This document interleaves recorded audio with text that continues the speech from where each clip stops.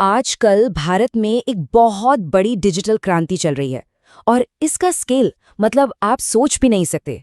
और ये सिर्फ डेटा की बात नहीं है, ये एक बहुत बड़ा प्लान है भारत को एक ग्लोबल डिजिटल सुपर पावर बनाने का। तो चलिए समझते हैं कि ये सब हो कैसे रहा है। तो वो कौन सा मैजिक नंबर है जो इस पूरी क्रांति को चला रहा है? ये रहा, $200 अरब। जी हाँ, इतना पैसा भारत के डेटा सेंटर सेक्टर में आने वाला है, ऐसी उम्मीद है। और ये एक ऐसा मौका है जो भारत के डिजिटल फ्यूचर की पूरी तस्वीर बदल सकता है। तो सबसे बड़ा सवाल यही है कि आखिर भारत ऐसा क्या कर रहा है कि इतना बड़ा इन्वेस्टमेंट यहाँ आए। आज हम इसी स्ट्रैटेजी को परत दर परत खोलेंगे और ये समझने की कोशिश करेंगे कि ये सब कुछ आखिर हो क्यों रहा है और कैसे हो रहा है। और देखिए, ये कोई हवाई बात या फ्यूचर का प्लान नहीं है, काम तो पहले ही शुरू हो चुका है। $70 अरब का इन्वेस्टमेंट तो ऑलरेडी चल रहा है और तो और $90 अरब का और अनाउंस हो चुका है। मतलब मोमेंटम अभी से बन गया है। तो आखिर अचानक से ये इतनी तेजी आई कहाँ से? इसके पीछे हैं दो बड़े ट्रिगर्स जो 2026 में हुए। इन्होंने ही इस सेक्टर के असली पोटेंशियल को कह सकते हैं अनलॉक कर दिया है। सबसे पहला और शायद सबसे बड़ा कारण साल 2047 तक टैक्स हॉलिडे। सोचिए, 2026 के यूनियन बजट में ये फैसला लिया गया कि जो विदेशी कंपनियां भारत में डेटा सेंटर सर्विसेज यूज करेंगी उन्हें एक बहुत लंबी टैक्स छूट मिलेगी। ये एक जबरदस्त इंसेंटिव है जो दुनिया भर की कंपनियों को भारत की तरफ खींच रहा है। इसी के साथ एक और चीज है, सेफ हार्बर प्रोविजन। अब ये क्या है? इसे एक तरह की कानूनी ढाल समझिए। ये आईटी और डेटा सेंटर कंपनियों के लिए लीगल रिस्क को कम कर देता है। मतलब भारत में पैसा लगाना अब और भी सेफ और अट्रैक्टिव हो गया है। और दूसरा बड़ा गेम चेंजर रहा है टेक्नोलॉजी की आसान पहुंच। देखिए, पहले क्या था कि अमेरिका की कुछ पॉलिसीज की वजह से भारत में हाई एंड जीपीयू लाना बहुत मुश्किल था, उस पर रोक थी। लेकिन अब नई इंडिया यूएस ट्रेड डील ने वो सारे रास्ते खोल दिए हैं। और एआई और डेटा सेंटर्स के लिए ये जीपीयू कितने जरूरी हैं, ये हम सब जानते हैं।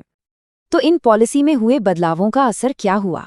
असर साफ दिख रहा है। दुनिया की बड़ी बड़ी टेक कंपनियां जैसे गूगल, माइक्रोसॉफ्ट, अमेजॉन, ये सब भारत में अरबों डॉलर लगा रही हैं। यहाँ बड़े बड़े डेटा सेंटर्स बना रही हैं। लेकिन रुकिए, ऐसा नहीं है कि ये सब अचानक से हो गया है। ये जो तेजी हम आज देख रहे हैं ना, इसके पीछे एक बहुत सोची समझी लॉन्ग टर्म स्ट्रैटेजी है। इसकी नींव तो कई साल पहले ही रख दी गई थी।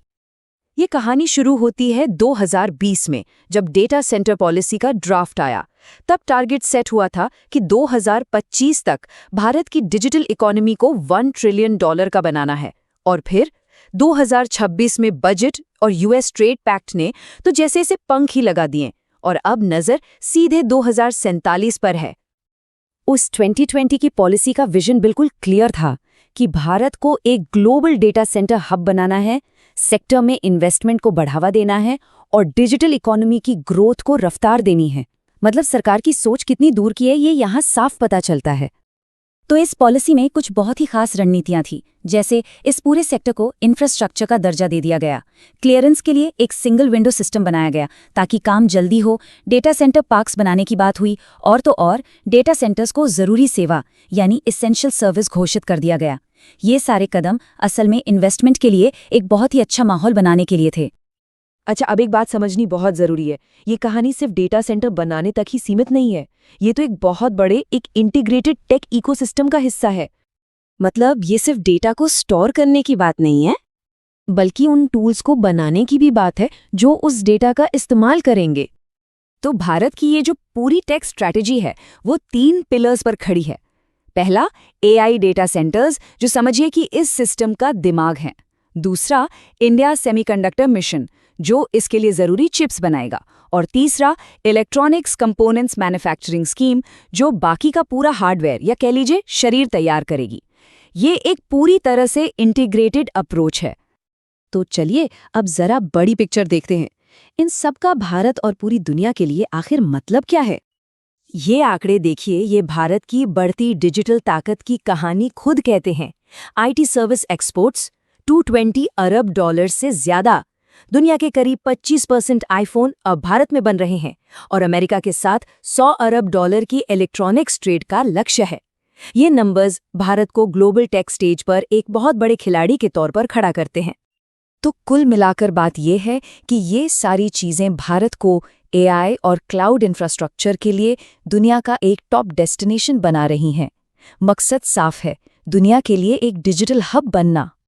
तो आखिर में ये एक बड़ा सवाल हमारे सामने है, क्या इस पूरे ब्लूप्रिंट के साथ भारत दुनिया की अगली डिजिटल रीढ़ की हड्डी बना रहा है? खैर, प्लान तो कुछ ऐसा ही लगता है और इसकी नींव बहुत जोर शोर से रखी जा रही है।